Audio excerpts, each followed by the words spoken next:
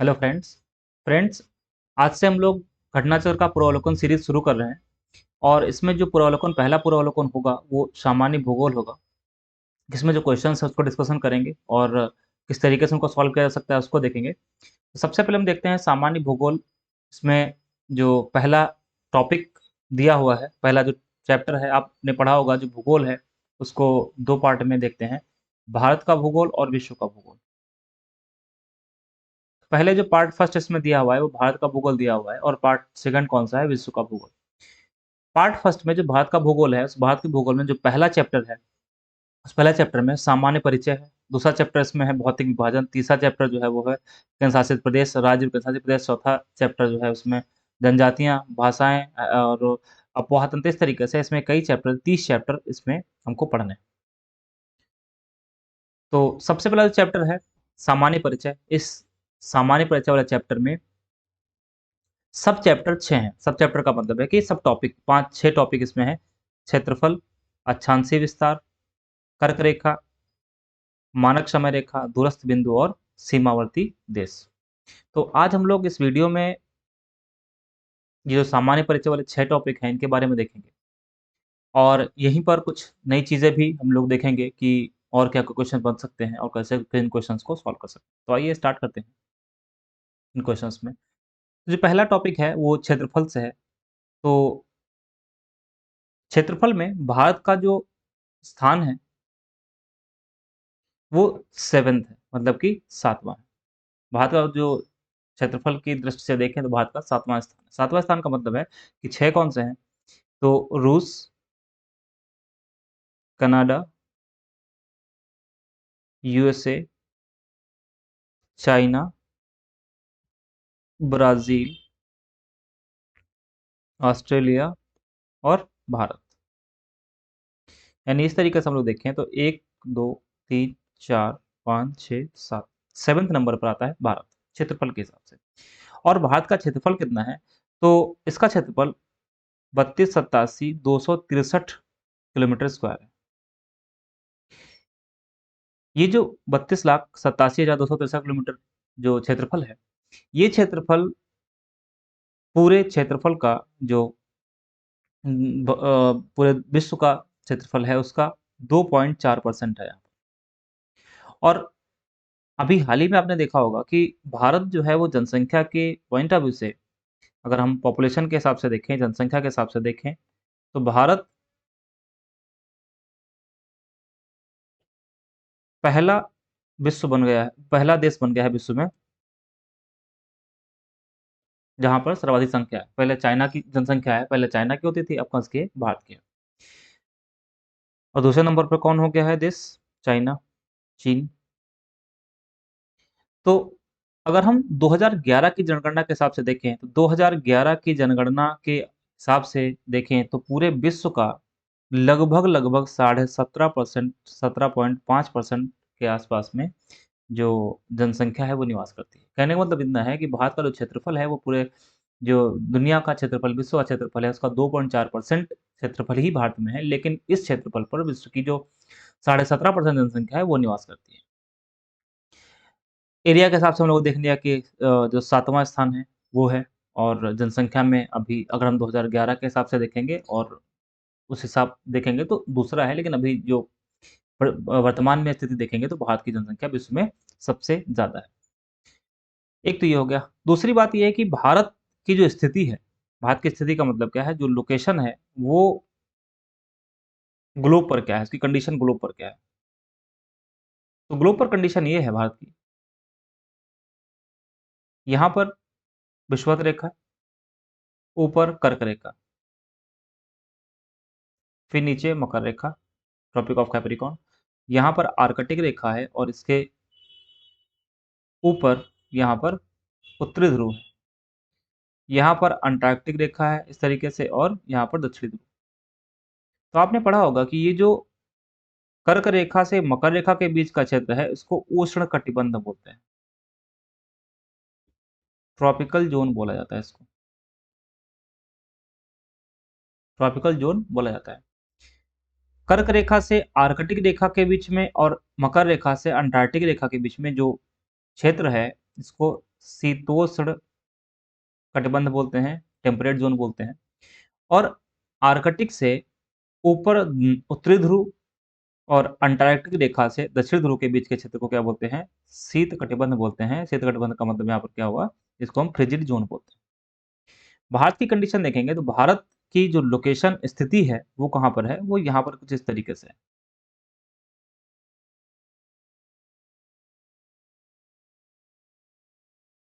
इस तरीके से स्थिति भारत की यहाँ। तो ये हम कह सकते हैं कि भारत की जो स्थिति है वो दो कटिबंध में है, उष्ण कटिबंध में भी है और शीतोष्ण कटिबंध में भी है। इसका मतलब हुआ कि भारत का जो दक्षिणी हिस्सा है, दक्षिणी पार्ट,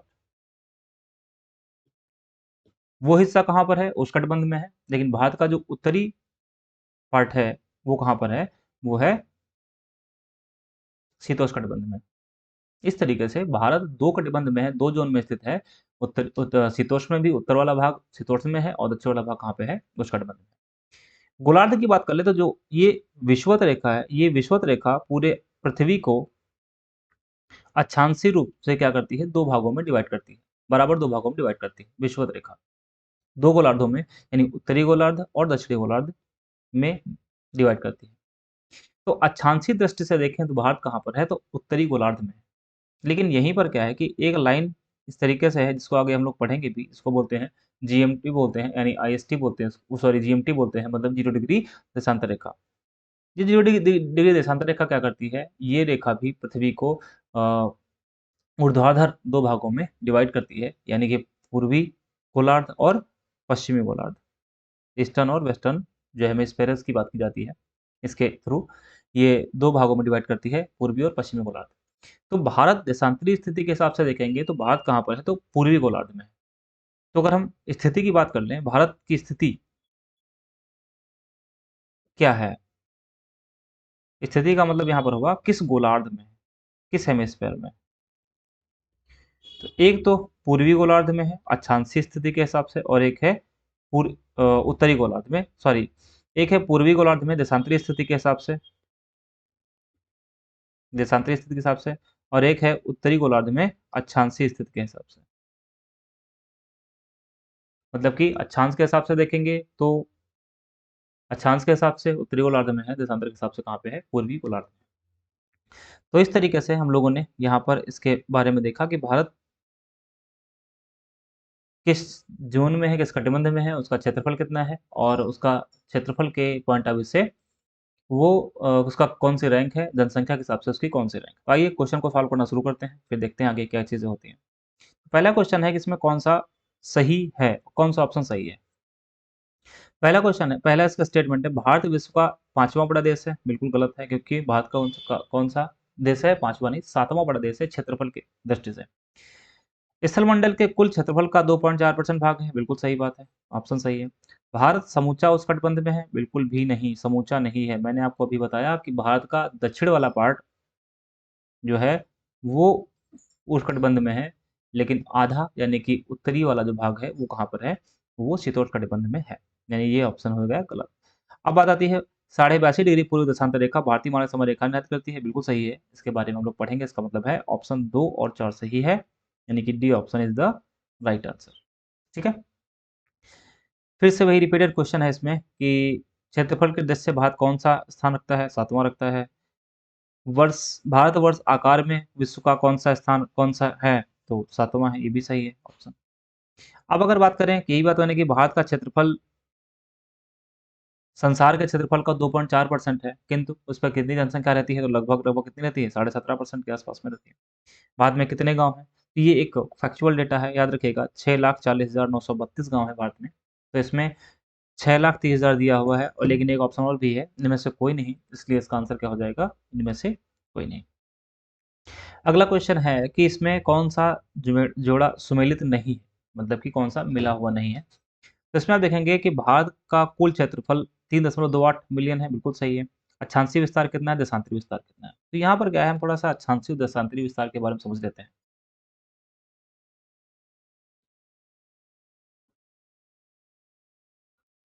देखिए, भारत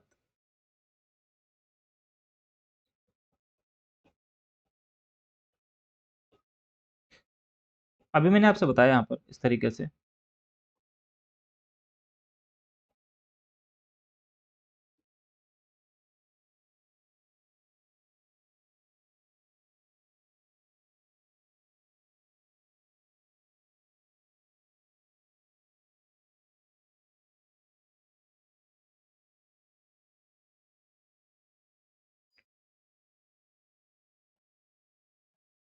ये विषुवत रेखा 23.5 डिग्री उत्तरी अक्षांश रेखा यानी कर्क रेखा,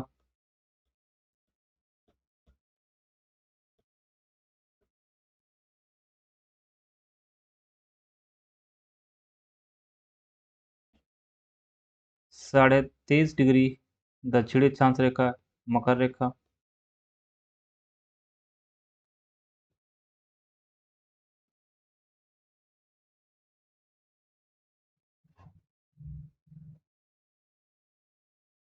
66 रेखा 66.5 डिग्री उत्तरी अक्षांश रेखा आर्कटिक रेखा,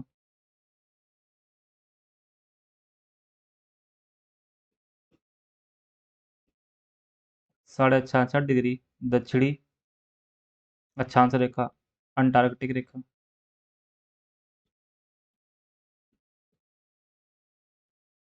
वृत्त भी बोल सकते हैं, आर्कटिक वृत्त, अंटार्कटिक वृत्त। और यहाँ पर 90 डिग्री नॉर्थ यानी कि उत्तरी ध्रुव, नॉर्थ पोल।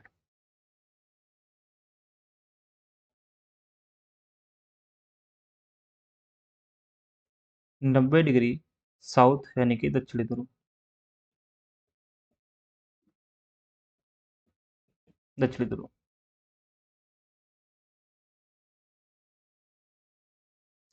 भारत की लोकेशन क्या है? तो भारत की लोकेशन यहाँ पर,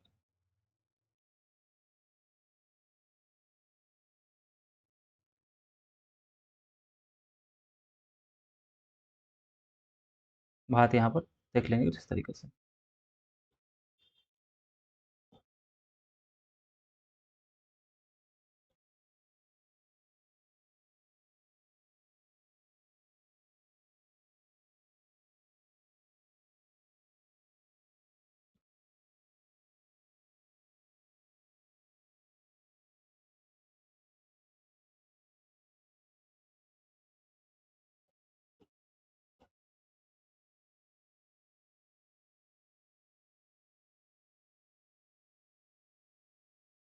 भारत मान लेते हैं।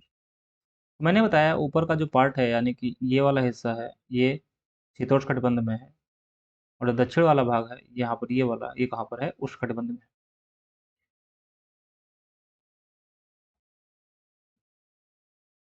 यहीं पर एक लाइन, जीरो देशांतर।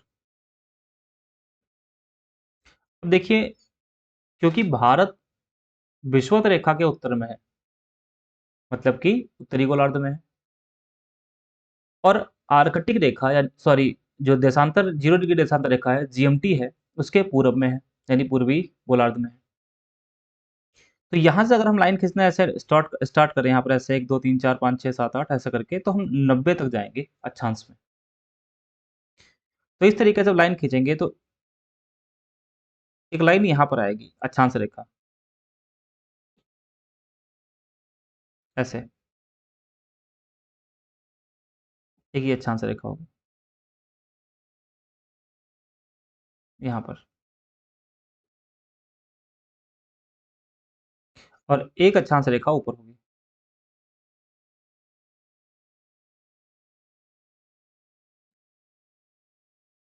यहाँ पर ऐसे, इस तरीके से।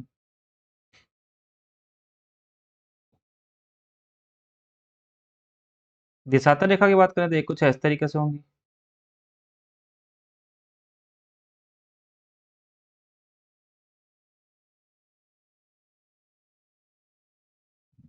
इस तरीके से देशांतर रेखा होगी। मतलब ये हुआ कि भारत का जो अक्षांशीय विस्तार है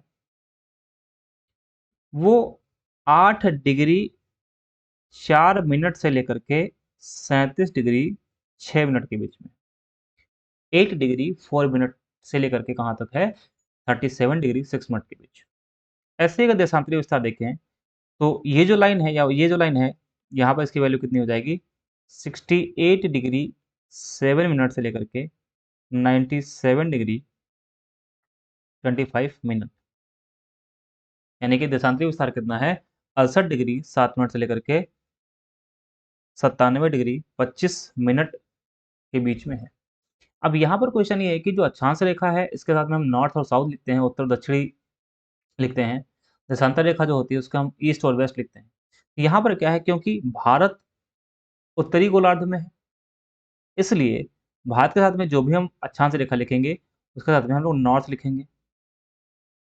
और भारत देशांतरी दृष्टि से देखें तो पूर्वी गोलार्ध में है, इसलिए इसके साथ में जो भी देशांतर आएगी उसके साथ में हम ईस्ट की लिखेंगे। तो यहाँ पर देख सकते हैं भारत का जो अक्षांशीय विस्तार है वो 8 डिग्री 4 मिनट से लेकर के कहाँ तक है, 8 डिग्री 4 मिनट से 37 डिग्री 6 मिनट के बीच में है। और देशांतरी विस्तार कहाँ से कहाँ तक है, तो 68 डिग्री 7 मिनट से लेकर के 97 डिग्री 25 मिनट पूर्वी देशांतर रेखा के बीच में। तो आइए अब क्वेश्चन सॉल्व करते हैं। यहाँ पर क्वेश्चन क्या है, यही क्वेश्चन है। क्वेश्चन ये है कि भारत का अक्षांशीय विस्तार 8 डिग्री 4 मिनट लेकर के 37 डिग्री 6 मिनट के बीच में है, बिल्कुल सही है। 68 डिग्री 7 मिनट से लेकर 97 डिग्री 25 मिनट पूर्वी, बिल्कुल सही है। यहाँ पर ये गलत है। भारत में राज्यों की संख्या कितनी है, 26 नहीं है, कितनी है, 28, यानी वर्तमान में भारत में 28 राज्य हैं और केंद्र शासित प्रदेश कितने हैं, 8। इन पर हम लोग डिटेल में डिस्कशन आने वाले क्लासेस में करेंगे, और हमने क्लास पढ़ाई भी है तो एक बार उसमें जाकर के देख लीजिएगा, ठीक है। नेक्स्ट क्वेश्चन, कौन सा असत्य है, कौन सा रॉन्ग है। भारत विश्व का 7वां बड़ा देश है, बिल्कुल सही बात है। क्षेत्रफल की दृष्टि से 7वां बड़ा देश है। भारत जनसंख्या की दृष्टि से भारत जनसंख्या की दृष्टि से विश्व का दूसरा बड़ा राष्ट्र है। तो मैंने अभी बताया, वर्तमान में अगर हम देखेंगे तो वर्तमान में मतलब 2024 में देखेंगे अगर हम, तो पहला है।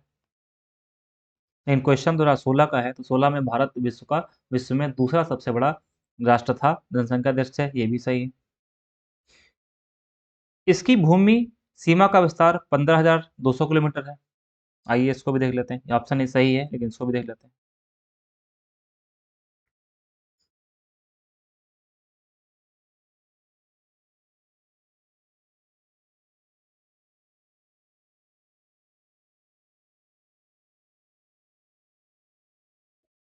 तो तीसरा ऑप्शन इसमें है, इसकी भूमि सीमा का विस्तार लगभग 15,200 किलोमीटर है।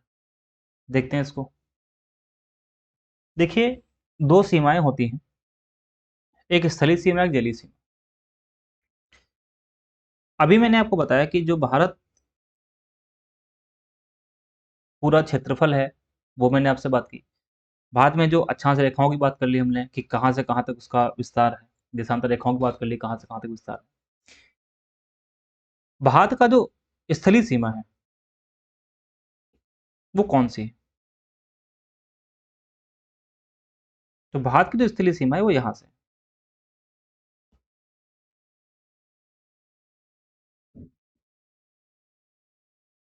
ये स्थलीय सीमा है इसकी।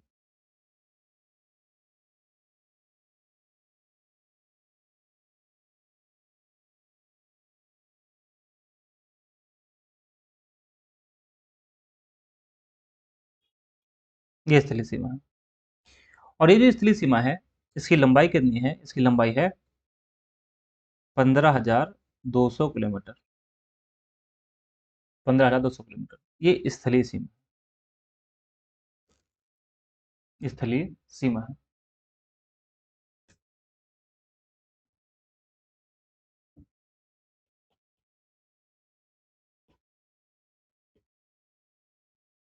ऐसे ही जलीय सीमा की जब बात करें तो जलीय सीमा में यहाँ पर जो भारत का तटीय हिस्सा है,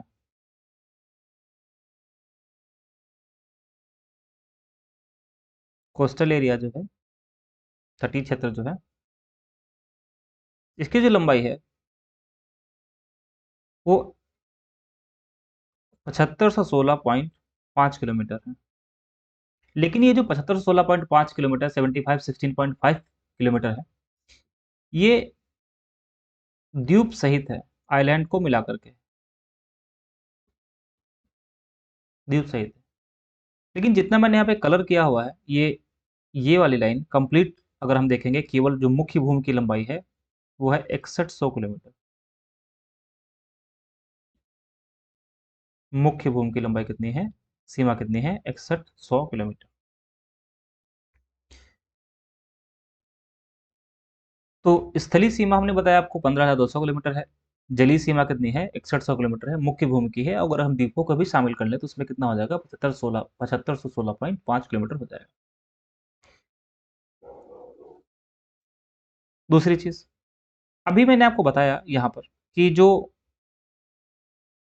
भारत का अक्षांशीय विस्तार है,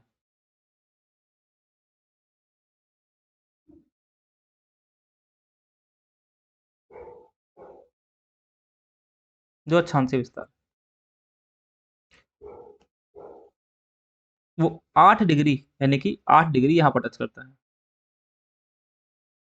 और 37 डिग्री यहाँ पर टच करता है। 8 डिग्री 4 मिनट उत्तरी अक्षांश से लेकर के 37 डिग्री 6 मिनट उत्तरी अक्षांश के बीच में।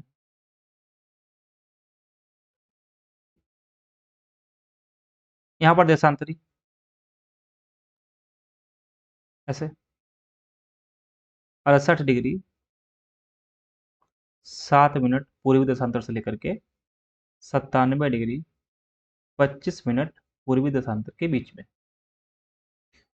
तो यहाँ पर एक क्वेश्चन ये उठता है कि जहां पर ये 8 डिग्री 37 डिग्री 68 डिग्री और 97 डिग्री है, यहाँ पर कौन सा राज्य या केंद्र शासित प्रदेश है। तो जहां पर 8 डिग्री 4 मिनट ये टच करता है अक्षांश, यहाँ पर है तमिलनाडु।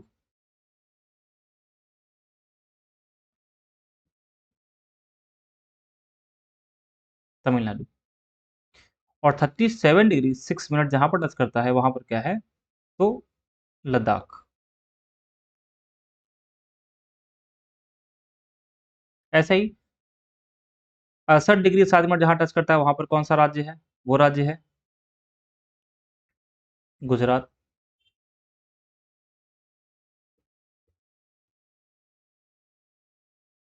और जहां पर 97 डिग्री 25 मिनट टच करता है वहां पे कौन सा है, वहां पर है अरुणाचल प्रदेश।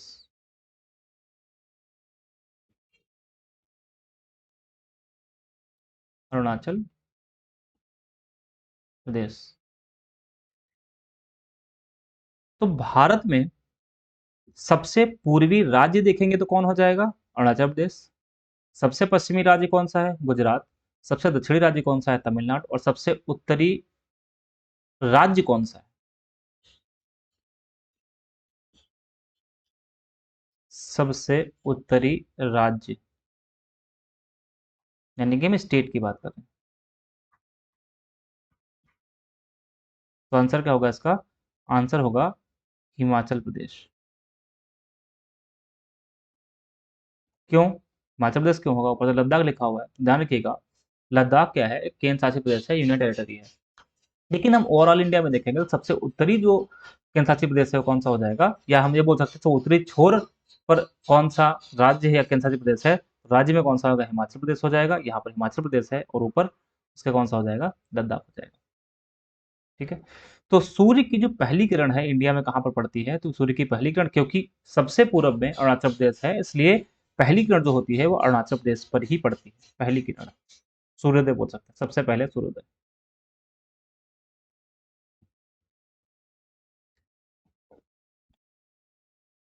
सबसे पहले सूर्योदय कहाँ पर होगा, अरुणाचल प्रदेश में होगा। तो आइए अब हम लोग लौट चलें क्वेश्चंस को, जो क्वेश्चन हम लोग करें उस पर। तो सर्वप्रथम सूर्योदय मिजोरम में होता है, ये हमने अभी पढ़ा है। ऑप्शन गलत है, इसका मतलब ऑप्शन डी राइट है। इसमें क्या पूछ रहा है, असत्य कौन सा है।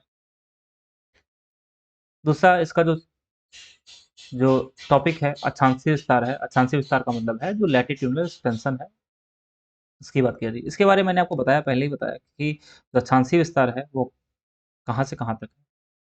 एक बात और समझ लीजिएगा, जो अक्षांशीय विस्तार है उसमें दो अक्षांश रेखाएं मैंने आपको पहले बताई, 8 डिग्री और 37 डिग्री। कर्क रेखा भी भारत में, भारत से होकर गुजरती है। इसका मतलब है जो कर्क रेखा है, ये कर्क रेखा भारत को लगभग मध्य से विभाजित करती है। विभाजित करती है। मध्य से विभाजित करने का मतलब है कि भारत का उत्तर और दक्षिण वाला भाग, उत्तर और दक्षिण के बीच में लगभग लगभग इसमें कहा बीच में क्या है, तो कर्क रेखा है। ये कर्क रेखा भारत के 8 राज्यों से गुजरती है। कितने राज्यों से गुजरती है? 8 राज्यों से गुजरती है। 8 राज्यों से पास होती है। कौन कौन से राज्य हैं? पहले उनको देख लेते हैं। देखिए, अगर इस मैप को हम देखें, यहाँ पर इस मैप को देखें, तो इसमें एक लाइन ड्रॉ करेंगे हम लोग कर्क रेखा मान करके, ऐसे।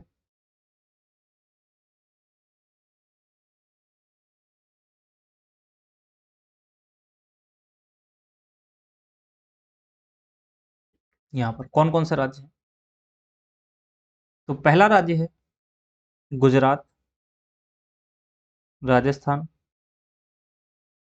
मध्य प्रदेश, छत्तीसगढ़, झारखंड, पश्चिम बंगाल, त्रिपुरा,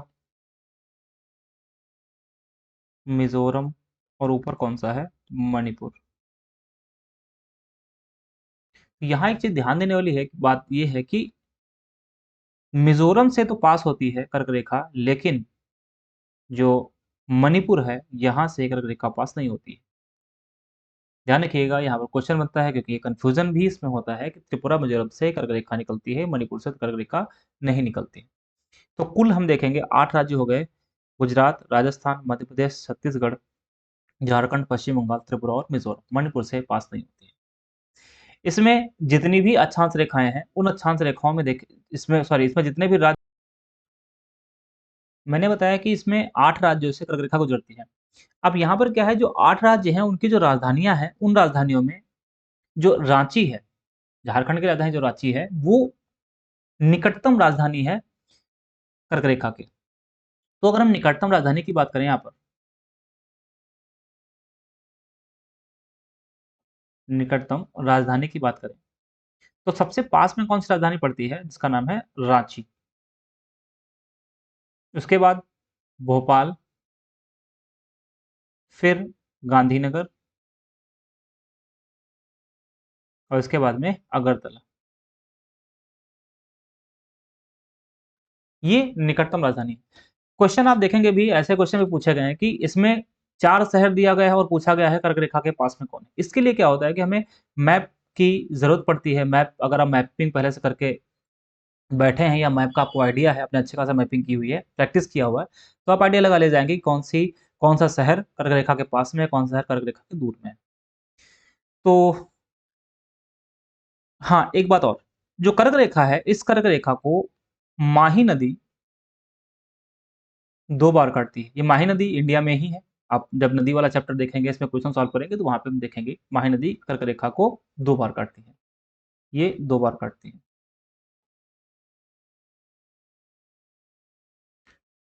विषुवत रेखा को 2 बार कौन सी नदी काटती है? तो विषुवत रेखा को 2 बार नदी जो काटती है उसका नाम है कांगो जारी नदी, और जो मकर रेखा को 2 बार काटती है उसको क्या बोलते हैं? लिम्पोपो नदी।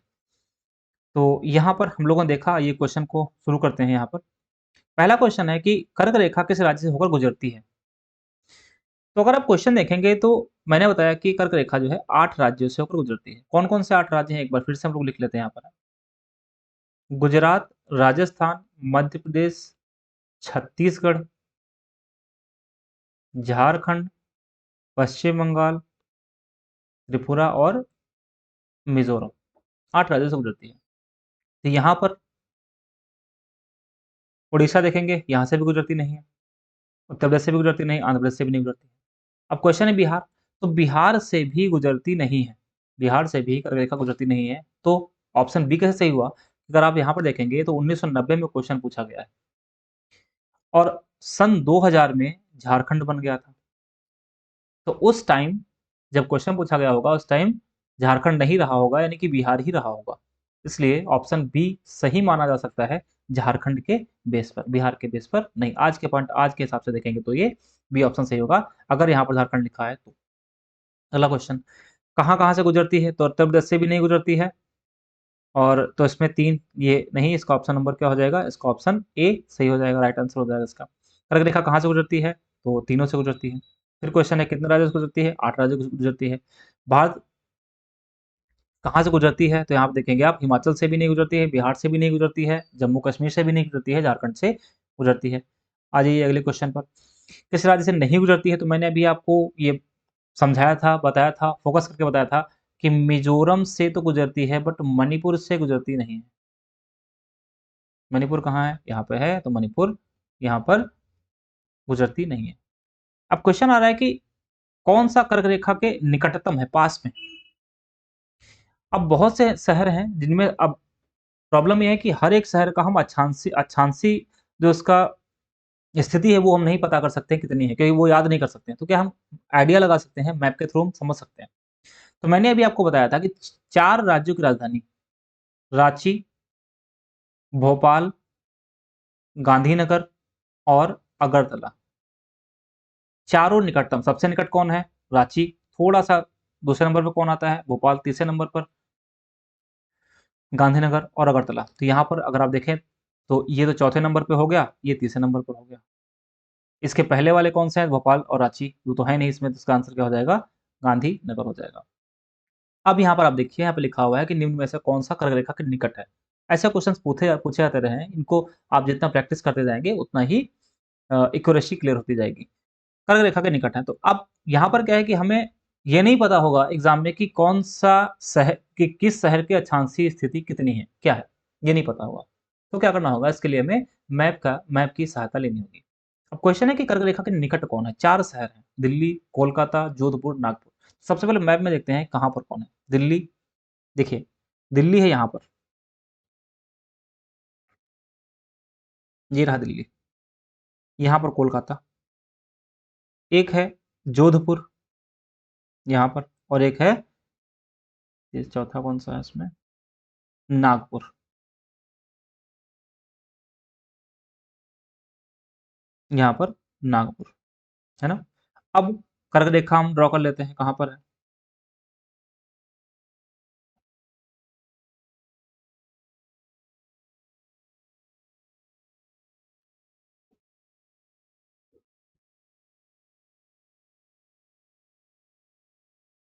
कुछ इस तरीके से कर्क रेखा होगी, थोड़ा मोटी कर्क रेखा हो जाती है। ये कर्क रेखा हो जाएगी आपकी। तो आप मैप से ही देख कर के समझ में आपको आ जाएगा कि कहाँ पर कौन-सा शहर है और कितनी दूर है। दिल्ली तो बहुत दूर हो गया, दिल्ली काफ़ी दूर हो गया यहाँ पर, डिस्टेंस काफ़ी ज़्यादा है। जोधपुर यहाँ है, नागपुर यहाँ है, नियरेस्ट कौन-सा हो गया? तो कोलकाता नियरेस्ट हो गया। तो इसके लिए आपको मैप समझना होगा, मैप पर ध्यान देना होगा, इसके आंसर क्या होगा, इसका आंसर कोलकाता हो जाएगा।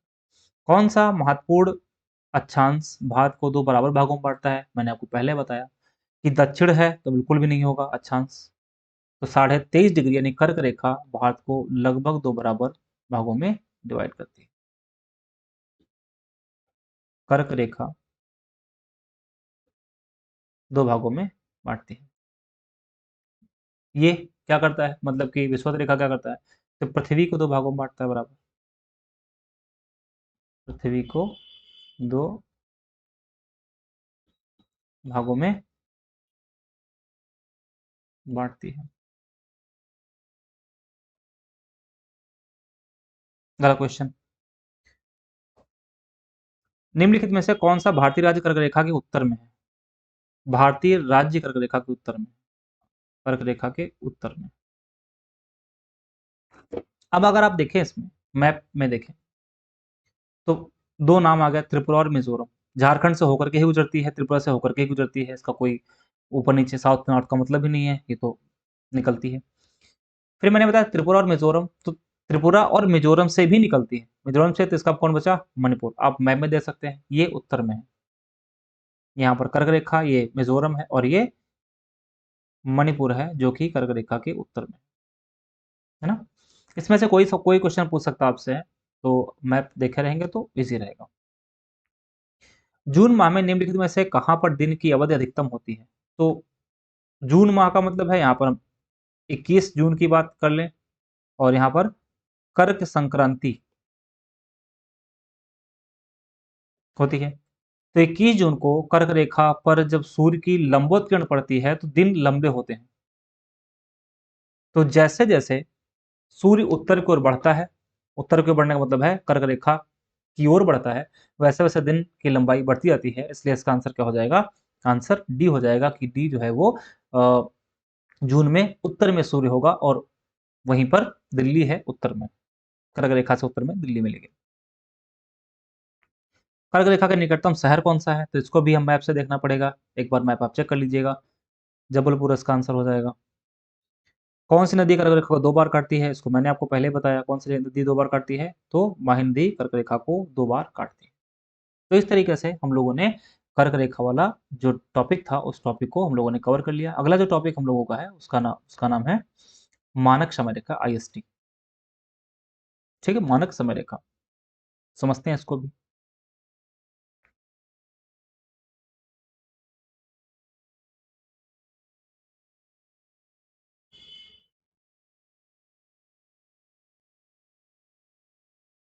यहीं पर देख लिया जाए मानक समय रेखा।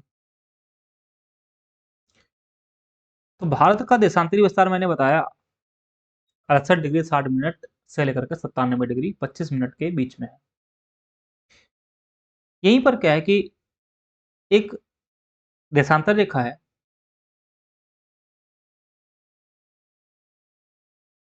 जिसको 82.5 डिग्री बोलते हैं।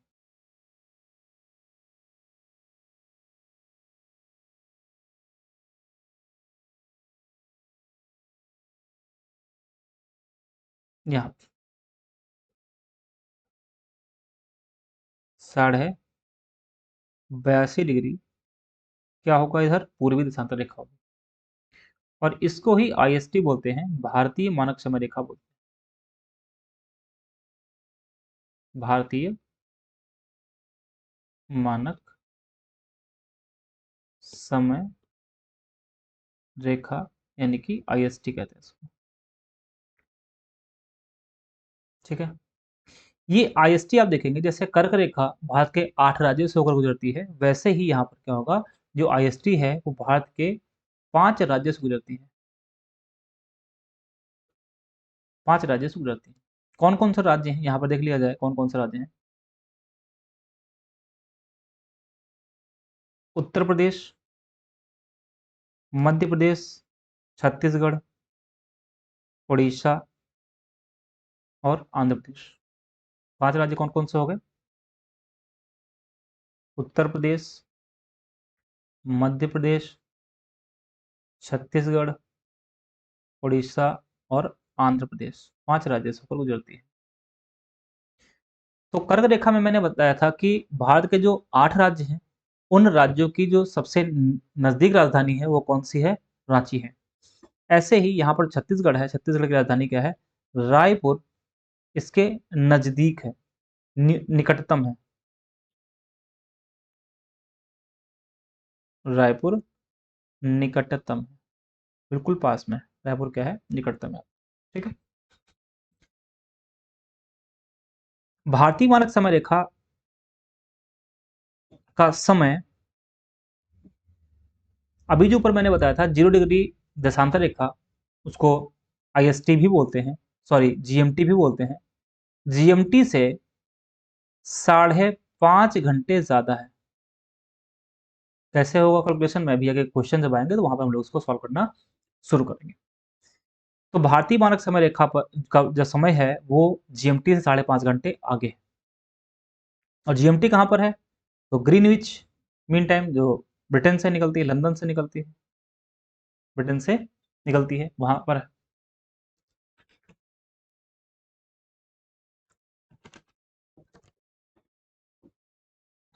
तो आइए क्वेश्चन को सॉल्व करना शुरू करते हैं।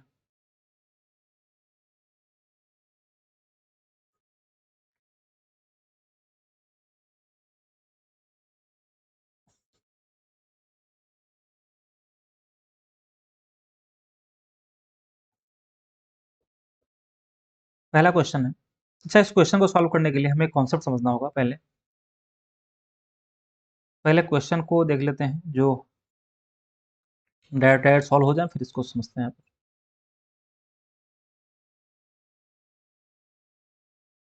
चलिए पहले क्वेश्चन कॉन्सेप्ट ही समझ लिया जाए। देखिए,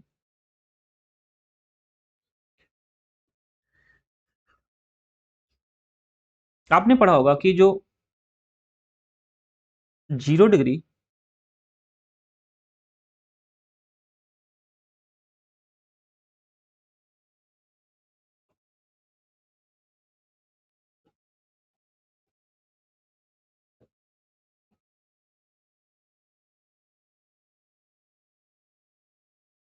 यहाँ पर अक्षांश है, 0 डिग्री अक्षांश,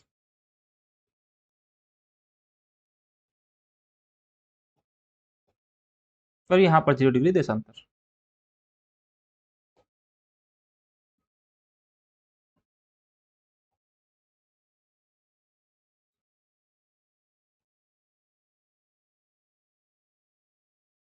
इसको जीएमटी कहते हैं। और इस तरीके से अगर हम लाइन ड्रॉ करें यहाँ पर कुछ इस तरीके से,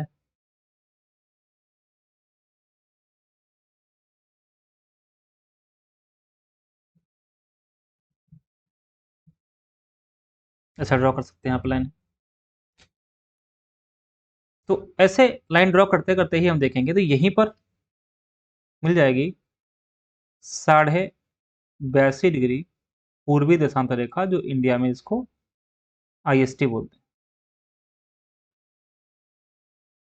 आईएसटी बोलते हैं। आपने पढ़ा होगा कि जब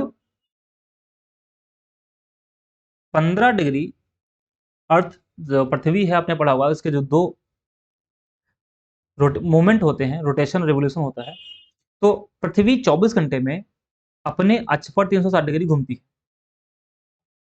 मतलब कि 24 घंटे में 360 डिग्री घूमती है। तो 1 घंटे में कितना डिग्री घूमेगी? 15 डिग्री घूम जाएगी। मतलब कि 1 घंटे में 15 डिग्री और आधे घंटे में कितना होगा? 7.5 डिग्री होगा। टाइम बढ़ेगा या घटेगा आधे घंटे। यहाँ पर एक समझिएगा कॉन्सेप्ट क्या है। यहाँ पर मान लीजिए कि ये जीएमटी है,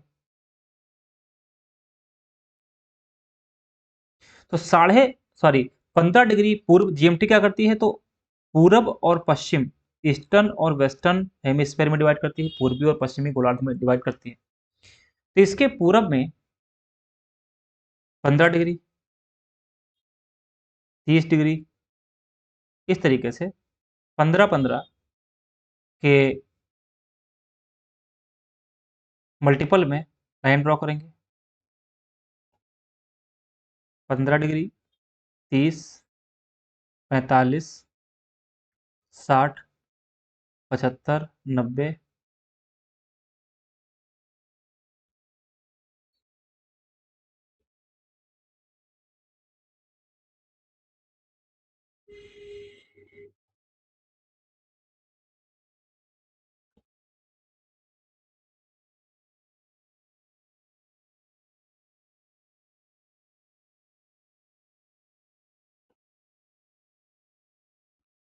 150, 165 और 180। सेम क्या होगा? इधर भी होगा, वेस्ट में भी यहाँ पर होगा, पश्चिम में भी यही चीज सेम होगी, है ना, यहाँ पर। तो जब आप ईस्ट में बढ़ेंगे तो टाइम प्लस होगा, और वेस्ट में जाएंगे तो टाइम क्या होगा? माइनस होगा। इस बात को बस ध्यान रखना है और कुछ नहीं। यानी कि जब 0 से 15 की ओर जाएंगे तब 1 घंटा प्लस होगा, जब 15 से 30 पर जाएंगे तो 1 घंटा प्लस होगा, 30 से 45 पर जाएंगे तो 1 घंटा प्लस होगा। ऐसे ऐसे जब यहाँ पर पहुंचेंगे तब 12 घंटे हो चुके होंगे। मतलब कि जीएमटी से आईएसटी के बीच में कितने घंटे का गैप है? तो 12 घंटे का गैप है ईस्ट में। और ऐसे ही जब हम इधर से वेस्ट साइड से जीएमटी इस पे जाएंगे, 180 डिग्री पे जाएंगे, तो 12 घंटे का अंतर आएगा इसमें। फिर से आप समझ लीजिएगा, 0 से जब 15 डिग्री हम पूरब में जाएंगे तो 1 घंटे प्लस होगा, या हम 0 से जब 15 डिग्री पश्चिम में जाएंगे तो 1 घंटे माइनस होगा। तो जैसे जैसे आगे बढ़ते जाएंगे तो 1 घंटा इसमें क्या होता जाएगा, जुड़ता जाएगा। अब अगर हम बात करें इंडिया की आईएसटी की, तो 75 से 90, तो 75 में कितना जुड़े, 75 में कितना जुड़े कि 82 एंड हाफ हो जाए, 82.5 हो जाए, कितना हो जाएगा, यहाँ पर होगा 7.5 जोड़ना पड़ेगा। 82.5 कितना ऐड करना पड़ेगा हमें, 7.5 इसमें ऐड करना होगा।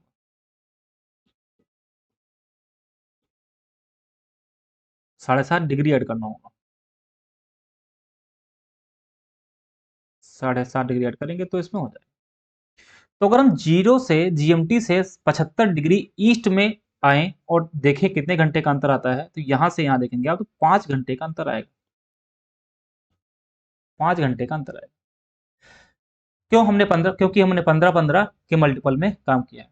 लेकिन जब 7.5 चलना होगा तो कितना जुड़ेगा, आधे घंटे, मैंने ऊपर बताया। आधे घंटे का मतलब क्या हो जाएगा, 30 मिनट। 7.5 चलना होगा तो 30 मिनट जुड़ेगा, तो 5 घंटे तो यहां से यहां तक हो ही गया, ये 5 घंटे हो गए, और आधा घंटा यहाँ। तो टोटल अगर देखेंगे तो कितना हो जाएगा, टोटल हो जाएगा 5.5 घंटे।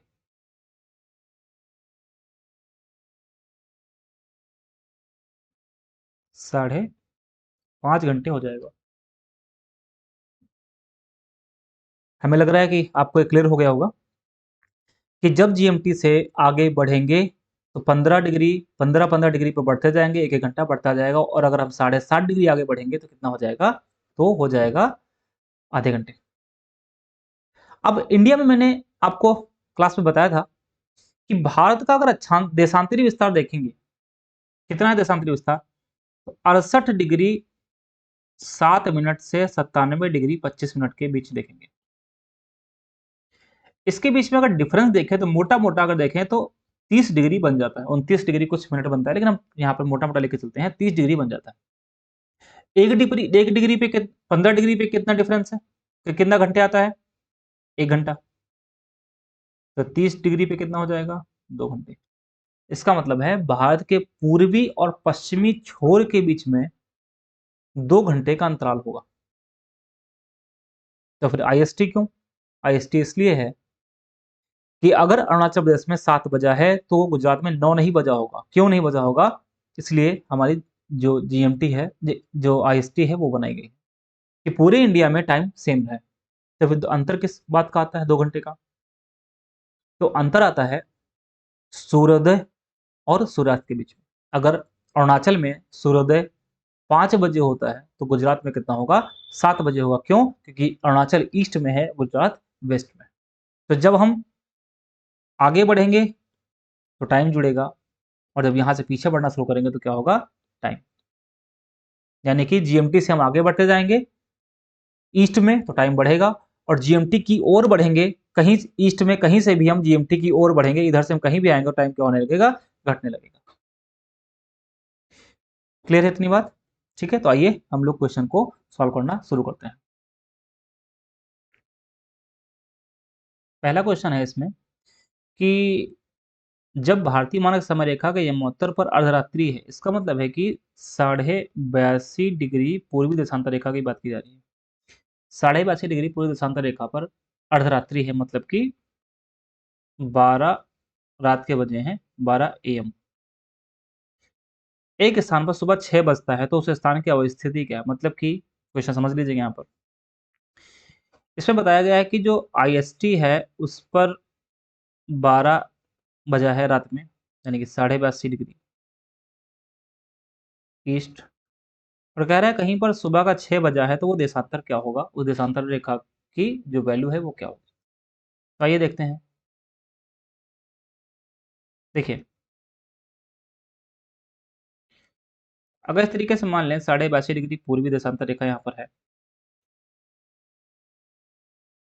इसके पहले क्या था, इसके बाद में क्या था, यहाँ पर थी 75, 75, फिर 90, और वैसे ही 15-15 के अंतर पे हम लिखेंगे।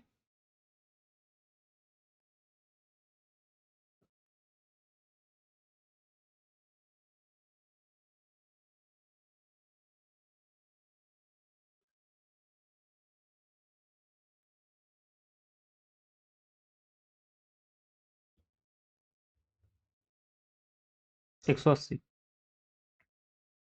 यहाँ पर। तो सॉल्व करना स्टार्ट करते हैं। देखिए 82.5 डिग्री पूर्वी देशांतर रेखा पर रात का 12 बजे है। तो 82.5 से जब हम 90 की ओर बढ़ेंगे तो कितना मिनट जुड़ेगा? 30 मिनट जुड़ जाएगा, आधे घंटे जुड़ जाएगा, क्योंकि 7.5 डिग्री आगे बढ़ा गया है। यहाँ पर कितना बज रहा होगा? यहाँ पर बज रहा होगा 12:30 बज रहा होगा रात में, 12:30। 90 डिग्री पर 12:30 बज रहा होगा। अब हम 15-15 मतलब 1-1 घंटे बढ़ते जाएंगे। 12:30 के बाद 1:30, 2:30, 3:30, 4:30, 5:30 और 6:30। यहाँ पर बजेगा 6:30। लेकिन हमें 6:30 पे नहीं रहना है, हमें 6 बजे तक रहना है। तो 5:30 में कितना जोड़े कि 6 बज जाएगा? 30 मिनट जोड़ेंगे। इसका मतलब साफ हुआ कि यहाँ पर कोई लाइन होगी जिस पर 6 बज रहा होगा। यहाँ पर कोई लाइन है, इस पर क्या हो रहा होगा? 6 बज रहा होगा। यहाँ पर कोई लाइन 6 o'clock हो रहा होगा। कितने मिनट बढ़ा? 30 मिनट। तो 30 मिनट का मतलब है 7.5 डिग्री। इसका मतलब है 165 में हम 7.5 डिग्री का जोड़ दें तो कितना हो जाएगा? 172 डिग्री, यानी कि 172 डिग्री, जो 1/2 डिग्री और है इसमें, 172, 172 सही, 1/2 डिग्री। यानी कि यहाँ पर होगा 6 बज चुका होगा। तो इसका सही आंसर क्या होगा? 172 डिग्री पूर्वी देशांतर रेखा। यहाँ पर 30 मिनट, यानी कि 172 डिग्री 30 मिनट पूर्वी देशांतर रेखा। क्लियर है? अगला क्वेश्चन क्या है? गुजरात के सबसे पश्चिमी गांव अरुणाचल के सबसे पूर्वी छोर के बीच कितने घंटे का अंतराल होगा? तो गुजरात में कितना होगा? 68 डिग्री 7 मिनट, और यहाँ पे कितना होगा? 97 डिग्री 25 मिनट। बीच में कितना डिफरेंस है? 30 डिग्री का डिफरेंस है। इसका मतलब है कि लगभग 2 घंटे का डिफरेंस होगा। 2 घंटा इसका आंसर हो जाएगा। ये क्वेश्चन अभी बाद में करेंगे, मैप से करेंगे इसको, क्वेश्चन नंबर 3। अब फिर से वही क्वेश्चन आएगा कि जो आईएसटी है वो किसके निकटतम है।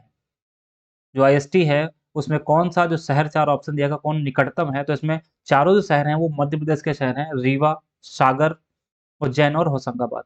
आप मैप में देखेंगे तो वहाँ पर आपको क्या देखने को मिलेगा? रीवा सबसे नज़दीक है किसके? आईएसटी के सबसे नज़दीक।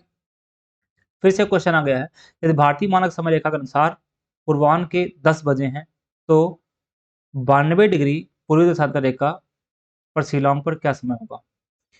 तो देखते हैं। पूर्वाह्न के 10 बजे हैं, यानी कि इसमें बात कर रहा है 82.5 डिग्री पूर्वी देशांतर रेखा पर कितना बजा है? 10 सुबह का बजा है। तो 92 डिग्री पर पूछ रहा है कितना बजा होगा। लौटते चलते हैं उस हम फिगर पे, इस पे आ जाइए। देखिए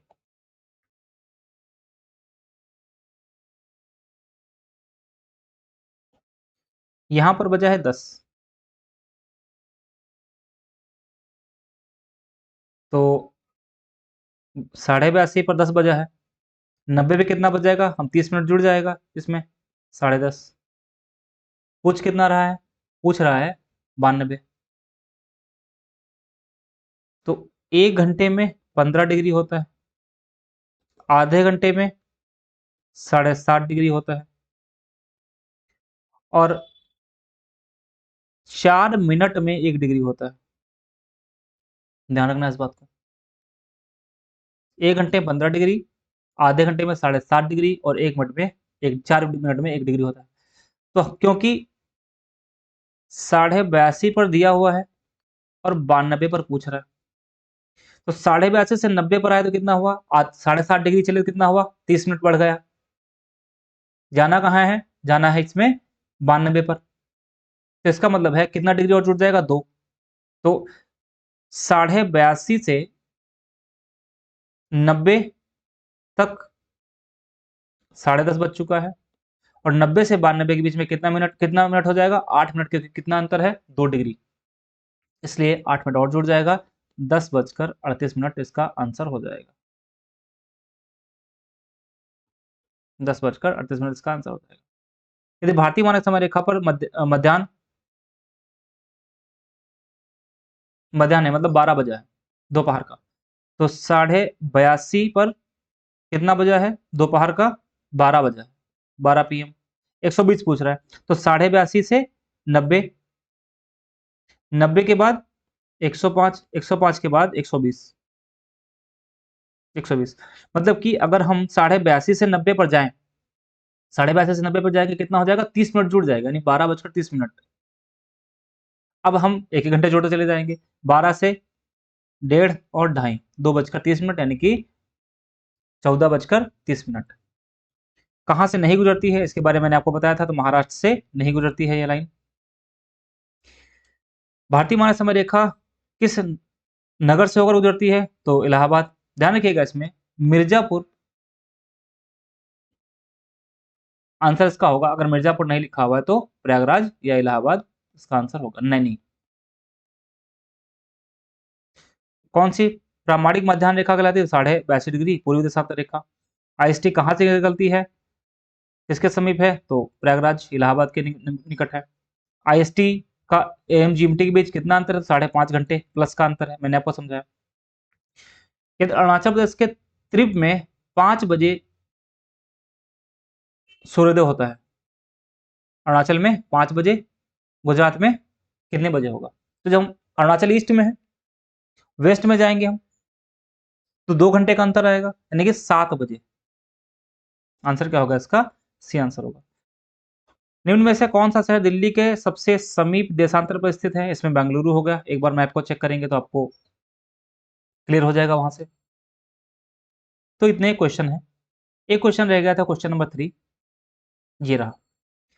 जबलपुर की देशांतर इंदौर और भोपाल के बीच में है, तो इसके लिए मैप हमें देखना पड़ेगा। जबलपुर, यहां पर आप देखिए, ये रहा जबलपुर, यहां पर भोपाल है, और ये है इंदौर। क्या कह रहा है? जबलपुर की देशांतर इंदौर और भोपाल के बीच में है? बिल्कुल भी नहीं है, ये पूर्व में है। इसका मतलब ऑप्शन क्या हो गया? पहला ऑप्शन हो गया गलत, ये ऑप्शन गलत, क्योंकि इसमें ये वाला ऑप्शन बचा कौन सा? 2 और 3। बेंगलुरु की स्थिति चेन्नई की तुलना में अधिक दक्षिणवर्ती है। बेंगलुरु यहां पर है, चेन्नई यहां पर है, और बेंगलुरु यहां पर है। आप इसमें लाइन खींचेंगे ऐसे, आपको देखने को मिलेगा। अगर आप देशांतर मैप में देखेंगे तो वहां पर आप देखने को मिलेगा कि जो बेंगलुरु है वो चेन्नई की तुलना में क्या है? दक्षिणवर्ती। अगर हम मैप में एग्जैक्टली देखेंगे तो इसका आंसर क्या हो जाएगा? 2 और 3। तो आज इतना ही रखते हैं, इस वीडियो में इतना ही रखते हैं। अगला जो वीडियो होगा उसमें हम लोग ये दूरस्थ बिंदु और जो पास में पड़ोसी देश हैं उनके बारे में डिस्कशन करेंगे। बहुत बहुत धन्यवाद।